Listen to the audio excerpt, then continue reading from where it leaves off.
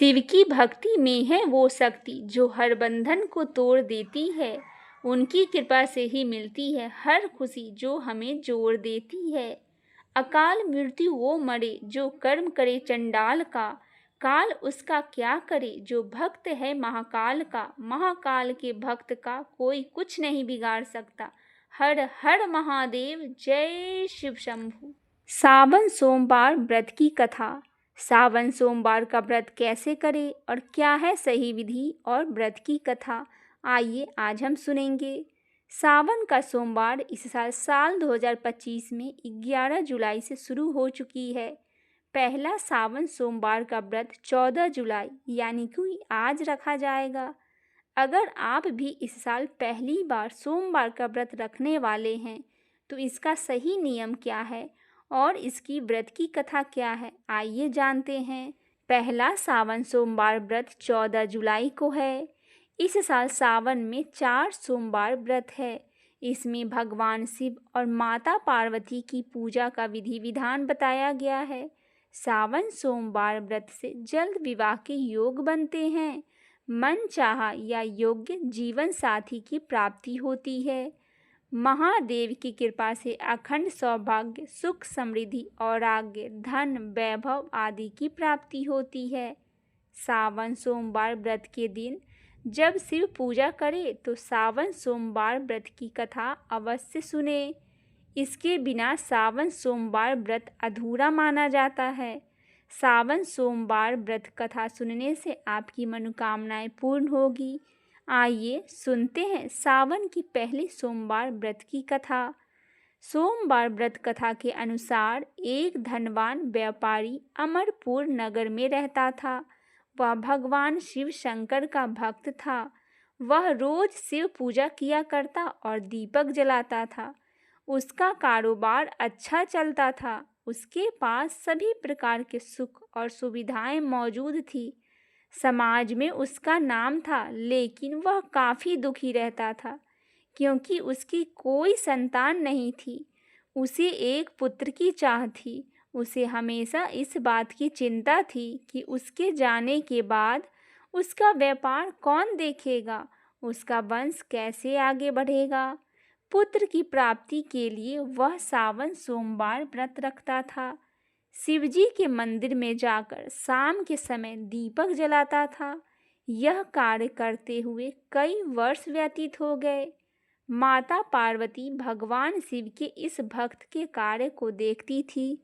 एक दिन उन्होंने भगवान भोलेनाथ से कहा कि यह व्यापारी आपका अनन्य भक्त है, आप उसकी मनोकामना पूर्ण क्यों नहीं करते, उसे पुत्र प्राप्ति का वरदान क्यों नहीं देते। इस पर महादेव ने कहा कि व्यक्ति को कर्म के अनुसार ही फल मिलता है, लेकिन माता पार्वती शिवजी के इस बात से सहमत नहीं हुई और शिवजी को विवश कर दिया। तब महादेव ने उस व्यापारी को स्वप्न में दर्शन दिया और कहा कि तुमको पुत्र की प्राप्ति होगी, लेकिन वह अल्पायु होगा। वह 16 साल तक ही जीवित रहेगा। अगले दिन व्यापारी की नींद खुली तो वह खुश हो गया और पत्नी को सपने की बात बताई, लेकिन इस बात से दुखी भी था कि वह पुत्र 16 साल तक ही जीवित रहेगा। वह सावन सोमवार व्रत और शिव पूजा अनवरत करता रहा। एक दिन शिव कृपा से उसे संतान सुख की प्राप्ति हुई। उसके घर में बेटे ने जन्म लिया। व्यापारी ने अपने बेटे का नाम अमर रखा। वह समय के साथ बड़ा होने लगा। जैसे ही वह 12 साल का हुआ तो व्यापारी ने बेटे को उसके मामा दीपचंद के साथ शिव की नगरी काशी पढ़ने के लिए भेज दिया। वे दोनों रास्ते में रात के समय जहाँ पर ठहरे वहाँ यज्ञ और ब्राह्मण भोज कराते थे। एक दिन वे एक नगर में पहुँचे जहाँ पर राजा की बेटी का विवाह हो रहा था। वर के पिता इस बात से परेशान थे कि उसका बेटा एक आंख से काना है। उसे डर था कि यह रिश्ता टूट न जाए, ऐसा होगा तो नाम खराब हो जाएगा। वर के पिता ने अमर को देखा तो अपने बेटी के जगह पर उसे वर बनाने का सोचा। ताकि शादी के समय अमर मंडप में रहे और विवाह हो जाए। शादी के बाद अमर को धन देकर भगा देंगे और बहू को अपने घर ले आएंगे। लालच में आकर मामा दीपचंद उसकी बात मान ली। अमर का विवाह राजकुमारी चंद्रिका के साथ हुआ। अमर ने राजकुमारी की ओढ़नी पर लिखा था कि काशी में मैं पढ़ने जा रहा हूँ। उसका विवाह राजकुमारी से हुआ है, लेकिन अब तुम जिसकी पत्नी बनोगी वो कान्हा है। जब राजकुमारी चंद्रिका ने अमर का संदेश पढ़ा तो वो ससुराल नहीं गई, वहीं अमर काशी में पढ़ाई करने लगा। जब वह 16 साल का हुआ तो वह एक यज्ञ करवाया। उसके बाद ब्राह्मण भोज कराया, ब्राह्मणों को दान और दक्षिणा देकर विदा किया। भगवान शिव के वचन के अनुसार उस रात अमर के प्राण निकल गए। अमर की मृत्यु पर उसका मामा रोने लगा। वहां पर काफी लोग आ गए। वहीं से भगवान शिव और माता पार्वती भी जा रहे थे। माता पार्वती ने दीपचंद को रोते हुए देखा तो दया आ गई। उन्होंने शिवजी से कहा, हे प्रभु, आप इसके कष्ट को दूर कर दे। तब शिवजी ने बताया कि वह उस व्यापारी का लड़का है जिसे पुत्र होने का वरदान दिया था, और यह भी बताया था कि 16 साल तक ही वह जीवित रहेगा। उस अनुसार आज इसके 16 साल पूरे हो गए हैं। इस पर माता पार्वती ने कहा कि आप इसके प्राण लौटा दे, नहीं तो इसके माता पिता रो रो कर अपने प्राण त्याग देंगे। माता पार्वती ने कई बार शिवजी से आग्रह किया। भगवान शिव ने अमर को जीवन दान दे दिया। वह जीवित हो उठा। उसने अपनी शिक्षा पूरी की और राजकुमारी चंद्रिका के पास पहुंचा। वहां पर उसने यह एक यज्ञ करवाया। राजा और राजकुमारी अमर को पहचान गए।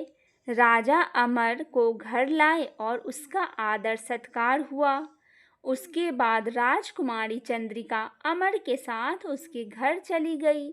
अमर को जीवित देखकर उसके माता पिता बहुत खुश हुए।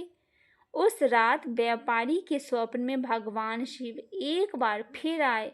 उन्होंने कहा कि सोमवार व्रत करने का ही फल है कि तुम्हारे बेटे को जीवन दान मिला है। उसकी आयु लंबी होगी। शिव कृपा पाकर व्यापारी प्रसन्न हो गया।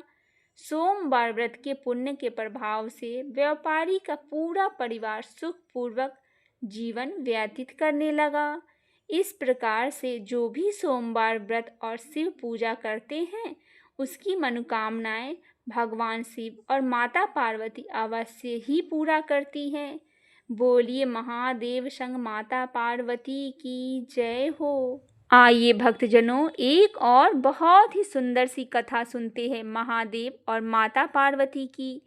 एक बार भगवान शिव कैलाश पर्वत पर वेदों का रहस्य पार्वती को समझाने लगे। पार्वती बड़े ध्यान से सुन रही थी, किंतु बीच बीच में वह ऊँघने भी लगी थी। जब बहुत प्रयत्न करने पर भी पार्वती अपने मन को एकाग्र न रख सकी तो शिव क्रोध में आकर बोले, पार्वती, यह क्या हो रहा है? मैं तुम्हें इतना गूढ़ रहस्य समझा रहा हूँ और तुम हो कि झपकियाँ ले रही हो। तुम में तो इतनी ही बुद्धि है जितनी किसी मछुआरे की स्त्री में होती है। जाओ, मृत्यु लोक में किसी मछुआरे की स्त्री के रूप में जन्म लो। शिव के श्राप से पार्वती उसी क्षण वहां से गायब हो गई। बाद में शिव को बहुत पछतावा हुआ कि यह मैंने क्या कर दिया। जिसका स्नेह मेरे लिए अगाध था उसी को मैंने आवेश में आकर त्याग कर दिया। शिव को मनोदशा उनके परम सेवक नंदी से छिपा न रहा। वह सोचने लगा, स्वामी बहुत बेचैन है। माता पार्वती के बिना जब तक माता लौटेगी नहीं, स्वामी को चैन नहीं पड़ेगा। उधर पार्वती मृत्यु लोक में पहुंची और एक शिशु बालिका के रूप में पवित्र हो गई। वृक्ष के नीचे लेट गई। थोड़ी ही देर में पुरवर कबीले के कुछ मछुए अपने सरदार के साथ वहां से गुजर रहे थे तो उनकी नज़र उस शिशु बालिका पर पड़ी। सरदार ने बालिका को उठाया और उसे भगवान का भेजा हुआ प्रसाद समझकर अपने घर ले आया। उसने बालिका का नाम रखा पार्वती। जब वह कुछ बड़ी हुई तो अपने पिता के साथ मछली पकड़ने जाने लगी। बड़ी होकर उसने नाव चलाना भी सीख लिया। पार्वती अपूर्व सुंदर थी। कबीले के कितने ही युवक उसके रूप की प्रशंसा करते नहीं थकते थे। उनमें से कोई तो पार्वती के साथ विवाह के इच्छुक रहते थे, लेकिन पार्वती उनमें से किसी के साथ भी विवाह करने के लिए इच्छुक नहीं थी। उधर कैलाश पर्वत पर शिव को पार्वती का वियोग असहनीय हो रहा था। एक दिन उन्होंने अपने मन की व्यथा नंदी से कह डाली। बोले, नंदी, मैं रात दिन पार्वती के बिना बहुत बेचैन रहता हूँ। उस घड़ी को कोसता रहता हूँ कि जब मैंने गुस्से में आकर पार्वती को श्राप दे दिया था। काश उस समय मैंने धैर्य से काम लिया होता। नंदी ने हाथ जोड़कर कहा, स्वामी, तब आप पृथ्वी पर जाकर उन्हें ले क्यों नहीं आते? कैसे लाऊं नंदी? उसका विवाह तो किसी मछुआरे से हो रहा है। शिव के मुंह से कराह सी निकली। शिव के मन की व्यथा जानकर नंदी विचार करने लगा कि मुझे कोई ऐसा जतन करना चाहिए जिससे स्वामी को मछुआरा बनना पड़े। यह विचार करके नंदी ने एक बहुत बड़ी मछली का रूप धारण कर लिया और उसे तट की ओर ले चल पड़ा, जिधर परवर कबीले के मछुआरे रहते थे। वहां पहुंचकर मछली बने नंदी ने मछुआरे के बीच आतंक फैला दिया। मछुआरे जल में अपने जाल डालते तो मछली उनके जालों को काट डालती थी, उनकी नाव पलट देती थी। मछली का आतंक जब ज़्यादा ही बढ़ गया तो कबीले के मुखिया ने घोषणा कर दी, जो भी आदमी इस मछली को पकड़ लेगा उसी के साथ मैं अपनी बेटी का विवाह करवा दूंगा। अनेक युवकों ने उस मछली को पकड़ने की कोशिश की, लेकिन असफल रहे। असहाय होकर मछुआरे ने सरदार शिव से शरण ली। हे दया के सागर, हे कैलाशपति, हम इस मछली से छुटकारा दिलाओ। मुखिया की बेटी ने भी शिव की आराधना करते हुए कहा, हे सदाशिव, हे प्रलयंकर, हमारी सहायता करो। अब तो हमें तुम्हारा ही आसरा है प्रभु। शिव ने उनकी पुकार सुनी और एक मछुए का वेश बनाकर वे मुखिया के पास पहुँचे। उन्होंने मुखिया से कहा, मैं उस मछली को पकड़ने के लिए यहाँ आया हूँ। मुखिया ने कहा, नौजवान, अगर तुमने उसे पकड़ लिया तो हमारी जाति सदैव तुम्हारे गुण गाएगी। अगले दिन शिव एक बहुत बड़ा जाल लेकर सागर के जल में उतर पड़े। उन्होंने जाल फेंका तो मछली आकर उसमें फंस गई, जो वास्तव में नंदी था। मछली बना नंदी सोचने लगा, मेरा काम हो गया, अब स्वामी और माता का मिलन हो जाएगा। शिव मछली के किनारे ले आए और मछुआरे उनकी जय जयकार करने लगे। सरदार बोला, तुमने हमें उबार लिया युवक, हम किस तरह तुम्हारा आभार व्यक्त करें। फिर वचन के अनुसार मछुआरे सरदार ने बड़ी धूमधाम से अपनी पुत्री का विवाह उस युवक के साथ करवा दिया।